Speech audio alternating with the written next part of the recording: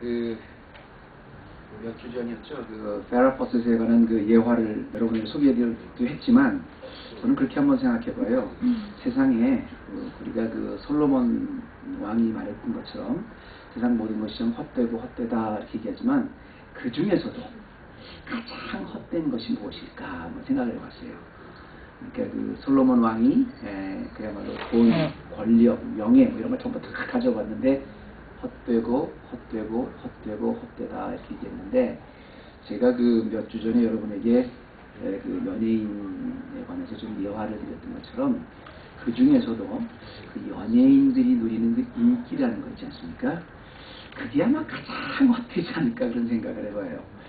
왜냐하면 사실 모든 분야에서 사람들의 마음을 사로잡아야지 이익이 되는 그런 모든 분야가 다 그렇습니다만, 특별히 연예인이라는 직업은 그야말로 진짜 인기를 먹고 사는 직업이기 때문에, 그 사람이 얼마만큼 사람들이 환호하느냐에 따라서 모든 게 다 결정되는 그런 직업이기 때문에, 그 인기라는 게 대단해 보이지만 그게 떨어졌을 때 허무함,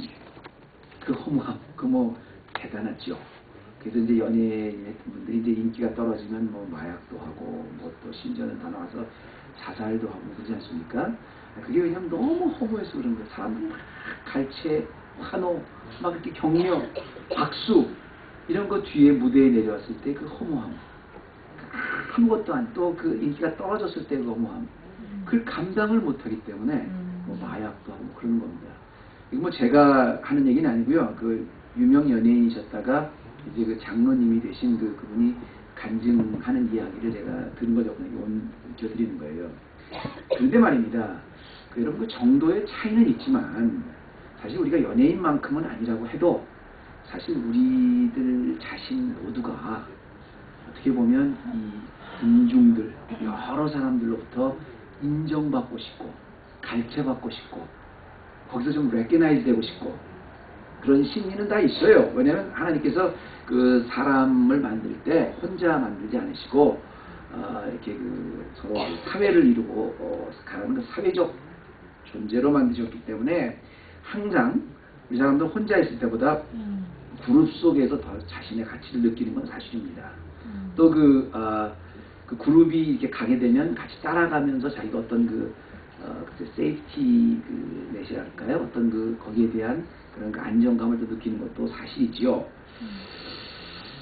사람은 누구나 근본적으로 이렇게 어떤 그룹에 같이 묻어가려고 하는 그런 묘한 보상 심리가 있습니다. 예를 들어서 우리 교회도 선생님들이 이제 좀 계시지만, 학생들이 숙제를 안 했을 때, 그건 분명히 학생으로서 의무를 안 한 겁니다. 근데 희한하게 숙제를 안 했다 그래도 여러 사람이 다 안 했다. 그럼 굉장히 마음이 좀 편안해요. 근데 혼자만 안 했다는 굉장히 불안합니다.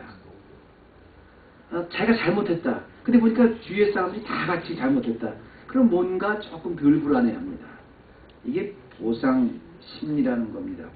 군중의 심리라는 거예요. 그런데 이 그룹이라는 것이 분명히 개인보다는 힘도 있고 또 상당히 이런 파워를 내지만, 중요한 것은 뭐냐면 이 군중이라는 것은, 군중이라는 이름으로, 다수라는 이름으로 만약에 잘못된 일을 할 때는 훨씬 더 위험할 수도 있습니다. 굉장히 잘못된, 그냥 개인이 판단하는 것보다 훨씬 더 잘못된 판단을 할 수 있어요. 가장 대표적인 예가 예수님 아니겠습니까? 예수님이 그렇게 군중들을 많이 몰고 다니셨는데, 정령 빌라도의 법정 앞에서 군중들이 뭐라 그랬어요? 예수님을 죽여라, 죽여라. 그리고 그것도 분명히 살인자가 있는데, 살인자는 살려주면서, 살인 강도는 살려주면서 예수님은 십자가에 못 박으라고 막 막무가내로 소리치지 않습니까? 그런 거 보면 대다수가 원한다고 해서 그것이 반드시 옳은 것도 아닙니다. 때로는 아주 소수가 원하지만 오히려 정직한 소수가 오히려 정직함 때문에 핍박을 받고 고통을 받을 때도 있다는 것이지요. 자, 그런 의미에서요, 오늘 말씀은 우리가 참 잘 아는 말씀입니다. 예수님이 이제 설교를 하고 계시는데 설교를 하고 있는 가운데 바리새인들과 서기관들이 가늠한 여자를 하나 데리고 오죠.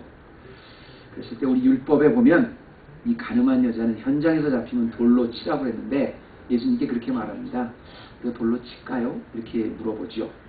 그랬을 때 예수님께서 아주 시대의 명언을 해주지 않습니까? 돌로 쳐라 마라 그러지 않으시고 너희 중에 죄 짓지 않은 자가 먼저 돌로 쳐라. 아주 굉장히 유명한 말씀 아닙니까? 여러분 이 사건을 통해서 제가 여러분에게 오늘 좀 강조하고 싶은 것은 그겁니다. 분명히 예수님이 있었어요. 그리고 끌려온 여자가 있었습니다. 그리고 이 끌려온 여자를 지금 고소해서 끌고 온 바리새인과 서기관들이 있었어요. 다 보면 나름대로 그 상황을 이렇게 쭉 그려보면 지금 이 사람들이 어떤 일을 하고 있는가가 우리가 머릿속에 그려지죠. 그런데 정말 중요한 것은 뭐냐면 바로 예수님의 말씀을 그때 듣고 있었던 군중들입니다. 이 여자가 정말로 죽을 뻔했던 것은 바리새인 때문도 아니고 서기관들 때문도 아니고 예수님 때문도 아니고 사실은 돌을 들고 있었던 사람 다 군중들입니다. 예수님의 말씀을 듣고 있었던 군중들이에요. 이 군중들 때문에 사실은 이 여인이 진짜로 죽을 뻔도 했습니다. 반면 이 군중들이 돌을 내려놓기 때문에 사실 이 여인이 다시 살아날 수도 있었어요. 우리는 주목하지 않지만 하지만 이 군중의 역할이 굉장히 중요해요. 왜냐하면 그 살인 무기를 들고 있었던 사람들도 군중들이고요. 돌을 내려놓고 그 현장을 평화롭게 마무리했던 것도 군중들입니다. 그래서 제가 오늘 이 군중에 좀 주목해서 오늘 말씀의 제목도 제가 군중이십니까? 이렇게 물어봤어요.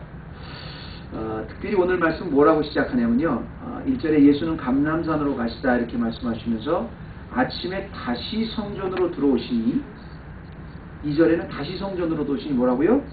백성이 다 나와 자리에 앉으사 저희를 가르치시더라. 그러니까 지금 이 상황이 뭐냐면 예수님이 다시 성전에 들어가셔서 예수님을 보고 그 늘 따라다니던 무리들이 다시 온 겁니다. 예수님 따라온 거예요. 그래서 거기서 앉아서 예수님이 말씀을 전하고 있었습니다.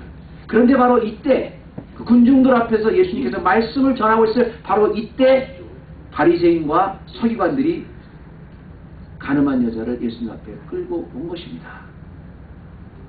그리고 이 여자를 죽여야 된다고 선동이 일어났어요. 그래서 군중들은 손에 돌을 하나씩 다 들고 있었습니다. 이 모습을 가만히 보면요. 제가 왜 자꾸 이 말씀의 배경을 여러분 앞에 이렇게 오늘 좀 장황하게 설명하고 이렇게 말씀을 하기 원하냐면요, 여러분. 이 말씀이 여러분 사실 우리에게 굉장히 중요한 그 삶의 도전을 줘요. 왜냐하면 여러분 한번 생각해 보세요. 우리가 예수님은 아닙니다. 그럼 또 그 현장에 누가 있었나 보십시다. 사실 그 끌려 나왔던 여인, 많은 사람들 앞에서 질질질질 끌려 나와서 한가운데 서졌던 여인 같은 사실 우리 경험은 별로 된 적은 없습니다. 사실 우리 일평생을 하면서 누가 나를 질질질 끌고 나와서 모든 공회 앞에서 세워놓고 돌을 나한테 막 그냥 던지려고 해서 나를 죽이려고 하고 있다, 이런 경험은 사실 일생에 그렇게 하지 않습니다. 더더구나 우리가 바리새인이나 또 서기관들과 같이 정말 어떤 사람을 우리가 아주 계획적으로 프리메디테이트해서 그 사람을 잡으려고 이렇게 아주 사기를 쳐서 그런 적도 사실 그렇게 많지 않습니다. 문제는 우리의 삶을 통해서 가만히 보면 우리가 바리새인이나 서기관은 아니더라도, 우리가 여인은 아니더라도 이 군중과 같은 위치에 있었던 적은 참 많습니다. 우리 주님이 기뻐하시는 교회 이제 시리즈를 쭉 이렇게 하고 있는데요. 오늘은 가늠하다가 붙잡힌 이 여인, 그리고 그 가늠하다가 붙잡힌 여인을 데리고 온 바리새인과 서기관, 더 중요한 것은 그들의 꾀에 빠져서 돌을 들고 있던 군중의 모습을 통해서 우리가 오늘 좀 교훈을 좀 받았으면 좋겠어요. 오늘 이 말씀에 요한이 하고자 했던 그 교훈을 좀 몇 가지로 좀 알았으면 좋겠습니다. 그래서 정말 나도 군중일까? 나도 지금 군중일까? 나도 그 군중 중에 하나일까? 한번 좀 생각해 보았으면 좋겠어요. 저기 서 있는 저 군중 중에서 과연 우리는 무엇을 배울 수 있을까? 첫 번째로요, 이 군중이란 아주 익숙한 세팅 속에서 사람을 변화시키는 능력은 복음이라는 것입니다. 군중은 뭐예요? 다수입니다. 근데 다수가 사람을 변화시키고 다수가 옳은 것도 아니고 사람을 변화시키는 것도 아니고 거기서 진정한 진리라는 것도 아니라 거기서 복음만이 위력을 갖고 있다는 겁니다. 자 보세요. 우리가 군중이라는 걸 여러분 이렇게 생각해 보세요. 이 말씀을 이해하기 위해서 군중이라는 것이 우리가 일반적으로 생각하는 옳다고 생각하는 바, 일반적으로 보편적인 상식, 우리가 알고 있는 일반적인 그런 그 논리, 이런 게 군중이라고 생각하십시다. 굉장히 보편적인 것. 그럼 우리가 당연히 알고 당연히 그렇다고 생각하는 것, 많은 사람들이 되게 죽여야 한다고 생각하는 그것, 그게 결국은 사람을 살려내지는 절대 못합니다. 능력이 없어요. 그게 굉장히 힘 있는 것 같지만 진짜 능력이 없어요. 오직 주님 한 사람이었지만 소수였었던 주님 한 사람이 제시한 복음 속에 아주 위력이 있는데, 어떤 위력이 있었냐면 많은 사람을 변화시키는 위력이 있었습니다. 여러분 한번 보세요. 우리 6절과 7절에 보면, 여기서 잠깐 6절과 7절에 보면, 저희가 이렇게 말하면 고소할 조건을 얻고자 하되 예수를 시험하니라 이렇게 해서 몸을 굽히사 손가락으로 땅에 쓰시니, 7절에 보니까 뭐라 그랬어요? 저희가 묻기를 마치 예려나 너희 중에 죄 없는 자가 먼저 돌로 쳐라, 이렇게 얘기했는데요. 제자들은, 여기 있는 군중들은, 아니 서기관들과 바리새인들은 뭐라 그랬냐면, 율법에 보면 가늠하다 현장에 잡힌 사람은 돌로 죽이라고 그랬습니다. 그러니까 돌로 칠까요? 지금 이 군중들은 뭘 얘기하고 있는 거냐면 율법을 얘기하고 있는 겁니다. 예수님은 그 율법을 부인하지 않으셨어요. 그래 쳐라. 근데 죄가 없는 자가 먼저 쳐라 이랬거든요. 중요한 것은 지금 군중들이 바리새인들에게 설득을 당해서 막 일어났을지언정 군중들이 돌을 들고 있었던데 분명히 이유가 있었습니다. 당연히 해야 되는 것에 대한 상식적인 분노가 있었던 거예요. 하나님의 말씀에서는 분명히 가늠하다 현장에 잡히면 돌로 치라 그랬다. 그러니까 돌로 쳐야 되겠다. 이게 군중들이 지금 잡고 있는 돌의 의미입니다. 상식입니다. 맞죠? 이 사람은 가늠한 여자다. 그러니까 당연히 죽여야 한다. 나는 간음을 하지 않았기 때문에 간음한 여자, 그리고 현장에 잡힌 여자를 돌로 죽여야 된다. 이게 그 율법의 상식이었었어요. 그런데 정확히 보면 지금 예수님이 너희 중에 죄 짓지 않은 자가 먼저 이 돌을 치라, 이 말은 뭐냐면 돌을 들고 있는 군중, 지극히 상식적인 그 생각을 하고 있는 이 군중, 대다수가 옳다고 생각하는 일을 하고 있는 대다수의 정의로 목소리를 높이고 있는 이 군중들이 사실은 죄를 짓지 않는 게 아니라, 여인과 같은 죄를 짓지 않은 게 아니라 여인과 같이 지금 그 죄가 드러나지 않았을 뿐이라는 거예요. 예수님이 뭐라 그랬어요? 누구든지 여자를 보고 음욕을 품었으면 이미 간음했다 그랬거든요. 나는 한 번도 남의 물건을 도적질하지 않았다. 남의 물건을 보고 탐심을 가졌으면 이미 도적질했다 했어. 나는 한 번도 남을 해치지 않았다. 남을 미워해서 남을 아주 철저히 미워했으면 이미 살인한 거랑 똑같다고 하나님 눈에는 그렇게 본다 그랬어요. 근데 우리가 그것은 마음의 문제라고 해도요, 실제적으로 나중에 이제 쭉 읽어보면 이 사람들이 비록 그런 어떤 마음의 죄뿐 아니라 실제적인 죄도 남 앞에 드러나지 않아서 그렇지 많은 율법을 어겼다는 것이 우리가 그 정황적으로 그렇게 드러나요. 여러분 보세요. 율법이라는 것이 이게 한계입니다. 율법이 굉장히 하나님 말씀이지만 그게 나쁘다는 게 아니라 우리가 지킬 수 있는 한계가 있는 거예요. 우리가 죄인이다 아니다를 언제 판단하냐면 이 사람이 실제로 죄를 져서 안 해서가 아니라 남에게 드러났는가 아닌가로 우리는 판단을 하는 거예요. 여긴 힘이 없는 거예요. 그래서 능력이 없는 거예요. 사람을 변화시키는 아무런 권능이 나오지 않는 거예요. 율법을 분명히 어겼어요. 어겼을 겁니다. 분명히 저는 어겼을 거라고 확신해요. 나중에 그 말씀이 서포트합니다. 군중들은 대다수의 사람이 다 율법을 어겼어요. 그런데 자기는 그 율법을 어긴 또 다른 사람에게 돌을 들고 있었어요. 그러니까 거기 힘이 안 나타나요. 그래서 죽일 수는 있어도 힘은 나타나지 않죠. 이게 율법의 한계입니다. 여러분 가만히 보면요. 우리가 이 군중들 같이 어떤 사건에 대해서 도를 들기는 참 쉽습니다. 우리 너무 빨리 판단을 해요. 우리가 무슨 잘못된 아주 부조리한 판단을 목격했다. 그러면 그 우리가 목격한 걸 가지고 그 사람을 판단하는 것 너무 쉽습니다. 중요한 것은 이런 사람은 벌을 받아야 되고 이런 사람은 고쳐야 되고 이런 사람이 잘못했다는 그런 판단이 결코 그 사람에게 변화를 주는 힘은 없다는 겁니다.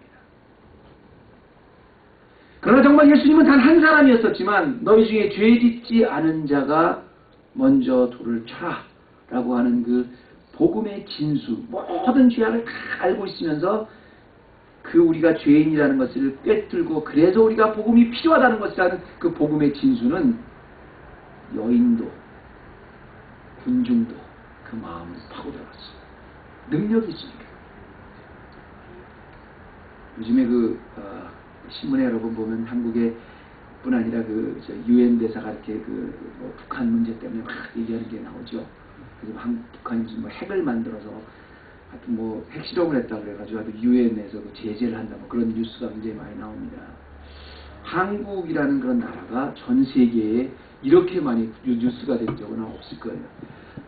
더더구나 북한이라는 건 아주 힘없는 나라가 그것 때문에 이렇게 된 적은 없을 것 같습니다. 저는 이렇게 보면 이래요. 요즘에 굉장히 갑론을박이 막아요. 과연 지난 한 10년 동안 쭉 했던 그 햇볕 정책이라는 것, 선샤인 팔러시, 북한을 이렇게 잘 따뜻하게 비춰주면 변할 것이다. 그것이 과연 힘이 있느냐? 이런 거에서부터 아니다. 북한은 계속 강경책으로 밀어붙여야지 사실은 변할 수 있다. 이런까지 아주 양쪽에서 굉장히 많아요. 저는 사실은 오늘 이 말씀에 비춰봐서 정치를 얘기하려는 게 아니라 다시 한번 제가 예전부터 북한 문제에 대해서는 기도했던 거에 대해서 저는 이렇게 결론을 또 내릴 수밖에 없어요. 햇볕 정책이 절대로 북한을 변화시키지 못합니다. 그렇다고 강경책이 절대로 변화시키지 못해요. 어떻게 전쟁으로 힘으로 한다. 그럼 얼마나 많은 사람이 죽겠어요. 힘이 있는 것 같지만 힘이 없어요. 누구도 변화시키지 못해요. 저는 오직 북한은 복음으로만 변화시킬 수 있다고 봐요. 하나님 앞에 평가를 받을 때만 변화가 됩니다. 시편에 보면 다윗이 막 도망다니면서 심지어는 막벨라 동굴에 살기 위해서 도망다니면서도 너무 억울할 때 바울이 고백했던 기도를 여러분 기억하십시오. 주여 나를 판단해 주옵소서. 내 양심을 판단해 주옵소서. 하나님 앞에 내 양심을 판단해 주옵소서. 여기에 시대를 살리는 힘이 나왔습니다. 두 번째입니다. 우리가 이 군중들이 오늘 이렇게 들었던 그 무서운 그 돌들을 통해서 또 하나 봐야 되는 게 있는데, 두 번째는요, 가장 악한 동기에 의해서 들게 되었던 돌이지만 주님은 그 돌을 가장 선하고 합당하게 사용해 주셨다. 잘 들으세요. 이 군중들이 들었던 돌은 제가 이제 좀 설명해 드리겠습니다만은 동기가 있습니다. 굉장히 사악한 동기예요. 굉장히 나쁜 동기예요. 아주 악한 동기예요. 절대로 사람들이 들고 있어서는 안 되는 동기의 돌이었습니다. 합당하지 않은 동기. 근데 그 악한 동기에 의해서 들었던 돌을 주님은 가장 합당하게, 가장 선하게 합력해서 선을 이루는 도구로 사용해 주셨다는 겁니다. 무슨 말이냐? 여러분, 돌이라는 거는 사람을 죽이는 거잖아요. 스토닝이라는 게 뭐냐면 한 사람을 세워놓고 여러 사람이 돌을 던져서 그 사람을 돌에 맞아서 죽이는 거예요. 그런데 그 돌이라는 것 자체가 굉장히 동기가 악합니다. 왜냐하면 이 돌이 그냥 든 게 아니에요. 이 바리새인들과 서기관들이 들게끔 아주 악한 동기에 의해서 군중들을 들게끔 만들었어요. 그런데 중요한 것은 뭐냐면 이 말씀을 쭉 읽어보면 나중에 그 돌이 그렇게 사악한 동기에 의해서 들게 된 돌을 통해서 군중들은 그 돌이, 들고 있는 돌이 자기 모습을 비춰주는 거울이 됐다는 거예요. 주님은 그렇게 사용하셨어요. 비록 들었을 때는 굉장히 사악한 동기였었는데 그 사악한 동기로 들게 된 돌을 통해서 그 우매한 군중들 자신을 비춰볼 수 있는 거울로 주님이 사용하셨다는 겁니다. 자, 보세요. 이 배우를 보면 참 재미있는 게 뭐냐면, 우리 3절 말씀 다시 한 번만 좀 비춰주실래요? 예수님 앞에 이 사람들이 끌고 왔습니다. 바리새인들이 간음 중에 잡힌 여자. 굉장히 중요한, 여기 주목하시기 바랍니다. The Pharisees, the teachers of the law and the Pharisees brought in a woman caught in adultery. caught in adultery. 지금 간음을 하다 현장에 잡힌 여자입니다. 다음. 예수께서 말하되 선생님, 이 여자가 간음하다 현장에서 잡혔나이다. 4절. This woman was caught in the act of adultery. 지금 누구한테 가지고 하는 게 아니라 지금 아주 현재 간음을 하고 있는 상태에서 정확히 율법에 따라 잡힌 거예요. 그러니까 모세 율법에는 이러한 여자를 돌로 치라 명하였거니와 선생은 어떻게 말하겠나이까 이렇게 얘기를 합니다. 여기에 아무런 문제가 없습니다. 맞죠? 간음하다가 증거가 필요한 게 아니라 현장에서 간음한 현장을 확실히 잡았어요. 그리고 잡은 사람, 그리고 율법은 이걸 죽이라고 했어요. 그런데 여기 문제가 뭐가 있냐면 말씀을 가만히 읽어보면 원래 간음하다 현장에서 잡히면 정말 이 말씀대로 죽여야 돼요. 그 자리에서 돌로 쳐서 죽여야 돼요. 돌로 쳐서 죽이자고 왜 예수님 옆에 끌고 왔습니까? 왜 물어보고 죽여요? 자기네들이 율법을 알면 율법이 진짜 그렇게 말한다 그러면 간음하다 현장에 잡았으니까 그 자리에서 돌로 쳐서 죽여야 돼. 근데 안 죽였어요. 그리고 예수님 앞에 끌고 온 거예요. 두 번째는 여기 또 뭐가 심각한 오류가 있냐면 이 사람들이 바리새인과 서기관들이 간음하다 현장에서 잡힌 여인들을 그 자리에서 죽이지도 않았지만 그 자리에서 그 사람만 죽이는 것이 아니라 남자도 같이 죽여야 됩니다. 남자는 어디 있습니까? 남자는 없어요 지금. 이건 분명히 이 바리새인과 서기관들이 예수 그리스도를 셋업을 해서 그 트랩을 만들기 위해서 하기 위해서 일부러 이런 세링을 만들었다고. 그러면 남자는 어떻게 보면 돌려보냈겠죠. 비밀리. 지금 남자는 없어요. 죽이지도 않았고 남자도 없어요. 그리고 여자를 데리고 와서 말씀 갖고 와서 하나님 말씀에 간음하다 현장에서 잡히게 되면 죽이려면 어떻게 합니까? 근데 이물이요, 여러분 6절에 보면요, 역시 요한이 이렇게 직접 얘기합니다. 이렇게 말하면 고소할 조건을 얻고자 하여 예수를 시험합니다. 이렇게 나옵니다. 이 사람들이 이 동기가 굉장히 나쁜 거예요. 아예 요한이 이렇게 얘기하잖아요. In order to have a basis for accusing him. 예수 그리스도를 어큐스하는 걸 만든 겁니다. 지금 예수님이 얼마나 사실 트랩에 갇힐 수 있는 아주 위험한 상황이냐면요. 유대인들은 이때 로마의 식민지였습니다. 사람을 죽이지 못해요. 로마에서 총독이 허가를 내주기 전에는 사람을 죽이면 살인죄가 되는 거예요. 이때 당시 로마법에. 근데 예수님께서 그래, 하나님의 율법에 간음한 여자는 죽이라 그랬으니까 돌로 쳐라 이랬다면 어떻게 되겠어요? 예수님은 살인교사죄가 되는 거예요. 그렇다고 해서 예수님이 우리가 지금 로마의 식민지인데 어떻게 사람을 마음대로 죽이겠냐, 안 된다, 죽이면 안 된다. 그럼 어떻게 돼요? 율법을 어기는 겁니다. 이걸 알고 지금 이 바리새인과 서기관들이 아주 세링을 복잡하게 만들어서 데리고 온 거예요. 얼마나 사악해요. 그러니 이 군중들을 설득해서 돌을 다 들게 만들어 이 돌 자체가 얼마나 사악하냐는 겁니다. 이런 거는요, 진짜 한국말로요, 못된 것이 아니라 못돼 처먹은 거예요. 못돼 처먹은 거예요. 어떻게든지 걸리게끔 만들어 놓은 거예요. 근데 예수님께서 너무 지혜로운 답변을 해주시죠. 사람의 지혜로 말할 수 없는 너희들 중에 죄 없는 자가 참. 야, 어떻게 인간이라는 이 지혜가 나올 수가 없어요. 주목하는 것은, 제가 주목하는 것은 바로 예수님의 그 다음 행동입니다. 제가 이 두 번째 포인트는 뭐라 그랬어요? 예수님은 가장 사악한 동기에 의해서 들려진 돌도 가장 협력해서 선을 이룰 수 있는 도구로 사용하신다 그랬죠.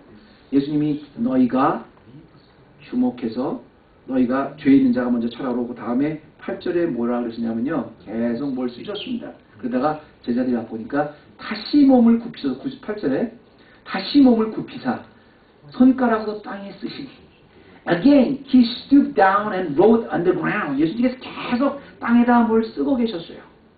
근데 지금 과연 이 살기등등한 1분 1초가 아주 아까운 이 순간에 돌이 날라드냐 마냐 이 순간에 예수님은 여유있게 뭘 계속 쓰고 있었어요. 뭘 쓰고 계셨을까요? 그럼 뭘 쓰고 계셨을 것 같아요? 한간에는 이게 어떤 그 신학자들은 그렇게 얘기를 합니다. 예수님이 그 군중들 다 보는 앞에서 그 사람들이 드러나지 않은 그 죄를 다 거기다 쓰고 계셨다. 이런 사람도 있어요.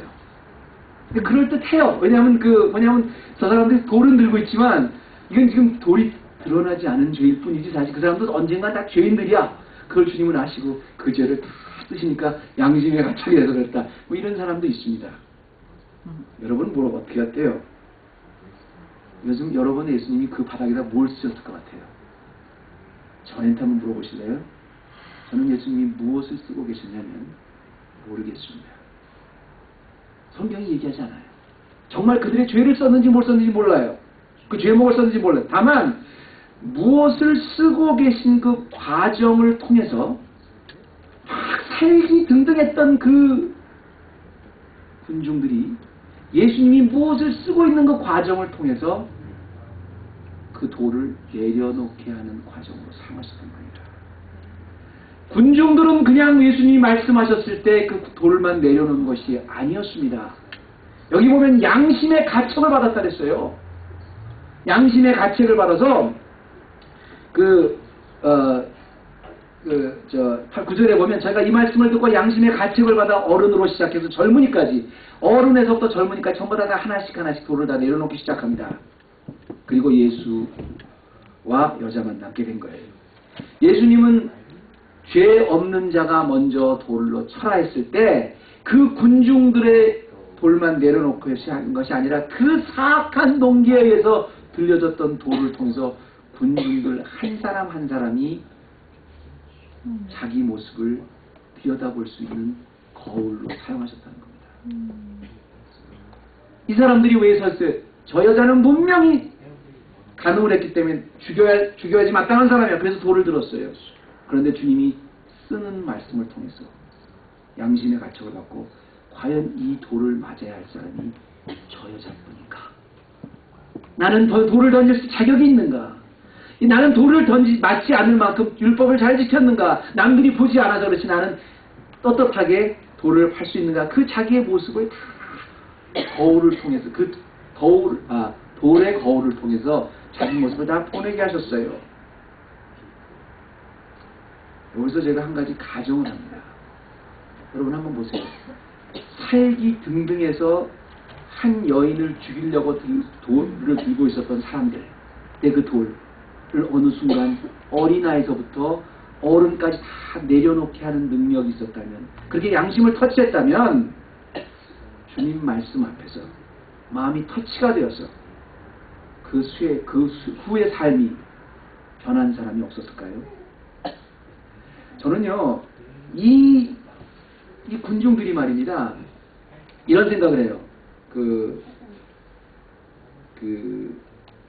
다 정리된 것 같고 끝난 것 같지만 이 사건이 다 끝난 게 아닙니다. 군중들이 돌아간 순간에 말입니다, 후회한 사람이 굉장히 많았을 거라고 생각해요. 내가 정말로 들지 말아야 된 돌인데, 뭐 그런 사람이 많이 있었을 겁니다. 최소한 돌을 내려놨다는 건 무슨 말이냐면, 너희 중에 죄를 짓지 않은 자가 먼저 이 여인을 치라 했을 때 나도 죄를 지었습니다. 나도 죄인입니다 하고 자기가 지은 죄를 인정했다는 겁니다. 여러분, 우리도 군중들처럼 때로는 어리석은 선택을 할 때가 있어요. 우리가 돌을 들고 여인 앞에서 의기당냥하게 서 있을 때가 분명히 있어요. 근데 문제는 그런 우리의 실수를 통해서 사탄은 자꾸 우리를 후회하게 만들어요. 내가 그때 왜 그랬지? 창피하게 그때 들지 말걸, 슬며시 나올걸. 그때 내가 왜 그랬지? 내가 거길 가가지고 왜 그 앞에서 말씀을 듣고 있다가, 나의 실패가 크면 클수록, 내가 들고 있었던 돌이 무거우면 무거울수록 굉장히 부끄럽고 후회되고 원망하게 됩니다. 그런데 오히려 그 들고 있었던 돌을 통해서 하나님께서 내 양심을 비춰주는 거울로 사용해서, 그렇지, 이게 복음이구나, 그래 이게 주님 앞에 나오는 길이구나, 그래서 내 인생이 바뀌었다면 그건 오히려 축복입니다. 나의 실패가 크면 클수록, 내 과거에 들었던 돌이 무거우면 무거울수록, 어리석으면 어리석을수록 주님의 말씀 앞에 양심이 찔려서 다시 돌이켰다면 그것은 치료해 주신 하나님의 은혜입니다. 마지막입니다. 많은 군중들 속에서 지금 세 번째 우리가 바라봐야 되는 건 뭐냐면, 주님은 다수의 군중 속에서 언제나 개인적인 제자 훈련을 하신다는 겁니다. 아주 친밀한 제자 훈련이라는 건 아주 친밀하고 개인적인 거잖아요. 그러니까 다수의 군중 속에서 언제나 개인적인 훈련을 하신다는 거예요. 사실 그 제자들도 그 군중 속에서 뽑아서 12명을 뽑아서 제자 훈련을 하셨잖아요. 군중이란 여러분, 아무리 가까이 있어도 그냥 군중입니다. 내 바로 앞에 빽빽하게 군중들이 몰려있다. 그림 보면 아주 빽빽한 군중이 있는데 아무리 거기 수백만 명이 있다 그래도 군중은 군중이에요. 근데 아무리 멀리 있어도 제자 훈련은 예수님과 1대1의 만남입니다. 근데 주님은 이 군중을 사용해서 언제나 군중 속에서 1대1 제자 훈련을 하신다는 겁니다.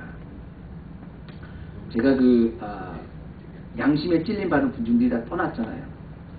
다 떠나니까 말씀 이렇게 나오잖아요. 뭐 시작해서 젊은이여서부터 어른으로 시작해서 젊은이까지 하나씩 나가고 오직 예수와 그 가운데 여자만 남았는지라 이렇게 나왔거든요. 이게 이제 9절 말씀인데요.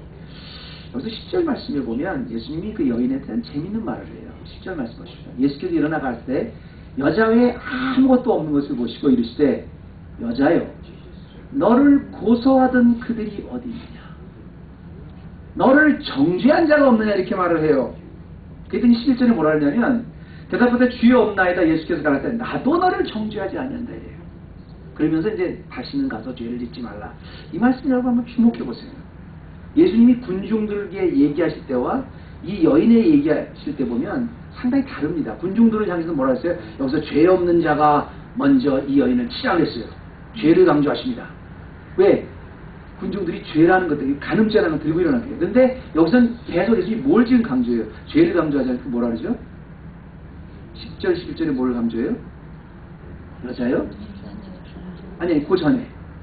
계속 강조, 3번이나 지금 강조된 말이야. 10절, 11절에 나오지 않습니까? 너를 정죄한 자가 없느냐. 11절에는 주여 없나이다. 예수께서 가르쳐 나도 너를 정죄하지 않는다. 군중들한테는 여기서 죄 지은 자가 쳐라 그러는데 여기서는 계속 정죄한 걸 물어봅니다. 이 군중의 시각에서 바라보면요, 죄인들은 이 여인을 정죄했습니다. 군중들은 이 여인을 정죄했는데 이 정죄한 이유는 뭐냐면 이 여인이 죄를 지었다는 거예요. 이 여인이 정죄를 당한 것은 죄를 지은 여인이기 때문입니다. 그런데 군중이나 여인이나 바리새인이나 서기관들까지 사실은 따지고 보면 아까 모두 다 죄인이라 그랬잖아요. 다 죄인이라 그랬잖아요. 그죠? 그래서 너희들 중에서 죄 짓지 않은 자가 먼저 돌을 치라 그랬더니 양심에 가책을 짓고 다 내려놨다면 자기가 죄인이라고 인정한 거잖아요. 재밌는 것은 군중, 서기관, 바리새인, 거기에 돌을 들었던 모든 사람, 어느 누구도 다 죄인인데 정죄를 받지는 않았다는 겁니다. 이 여인만 정죄를 받았습니다. 죄를 지었으면 정죄를 받아야 되잖아요. 그런데 그들은 다 정죄를 받지 않고 자기 감춰진 죄를 가지고 그냥 떠나만 갔어요. 주님의 관심은 정죄가 아닙니다. 주님의 관심은 죄인입니다. 죄인으로부터 죄가 아니라 그 군중들의 관심은 죄였어요. 근데 주님의 관심은 죄인이었어요. 그래서 제자훈련이라는 게 뭐냐면 그 한 사람으로부터, 그 죄인으로부터 죄를 떠나게, 죄를 멀리 해주시는 게 주님의 관심이에요. 우리는 죄를 통해서 그 사람을 정죄하는 것, 이게 우리의 관심이에요. 우리가 악한 세상에 살다 보면 미련한 군중이 될 수도 있어요. 사악한 바리새인이 될 수도 있어요. 때로는 극단적인 예지만 끌려나온 그 여인과 같은 상황도 돼요. 중요한 것은 뭐냐면 그런 엄청난 사건을 통해서 오히려 주님은 나를 그 안에서 죄를 뽑아주시고 주님과 1대1 그 사건을 통해서 친밀한 제자가 되는 훈련의 계기로 만들어주신다면 그것은 우리에게 굉장한 축복이라는 것입니다. 예를 들어서 내가 아주 그 여인과 같이 엄청난 그런 모든 사람 앞에 끌려 나온 그런 경험을 했다고 칩시다. 아니면 과거에 내가 바리새인과 서기관들과 같이 정말 그 여인들을 어떻게든지 그 세링을 해서 예수님을 잡으려고 했던 못돼 처먹은 바리새인과 서기관 같은 그런 죄를 졌다고 칩시다. 아니면 군중들 같이 나도 뭣도 모르고 그저 너도 나도 다 돌을 들고 서 있는 사람이었다고 칩시다. 정말 중요한 것은 뭐냐면 주님은 그 내가 과거에 졌던 죄가 중요한 게 아니에요.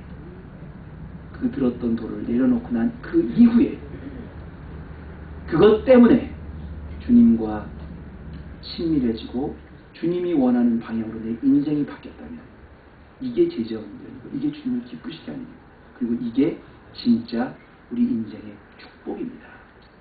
내가 당한 엄청난 그 고통이요. 이게 후회되는 일이 아니라 너무너무 큰 일이에요. 재밌는 상상을 제가 하나 더 하고 마칠게요. 말씀을 마치는데요.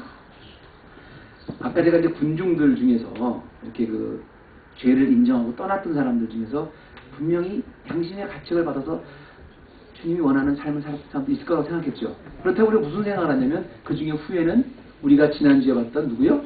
니고데모와 같은 제자가 또 군중 중에 나올 수도 있는 거예요.